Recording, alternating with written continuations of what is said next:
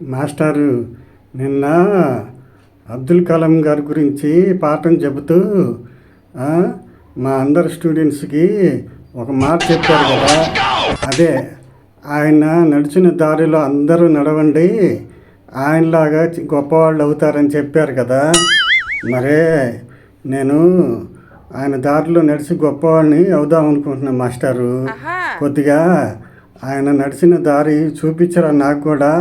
నేను కనీసం 2 కిలోమీటర్లు అయినా నడిచి ఆయనలాగా గొప్ప అవుతాను. అందుకని మాస్టారు. ఈ ఎటకరాలకు లోపమే లేదు.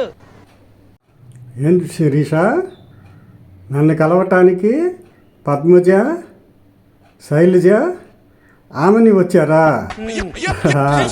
అయితే రమ్మను. అవును, ఎందుకంట? ఏంటి ఈరోజు రాఖీ పండగ కదా, రాఖీలు వెంట తెచ్చుకున్నారా నాకు కట్టడానికి? ఓహో, అదే ఆ సంగతి. బాగానే ఉంది. సరేలే పంపించు.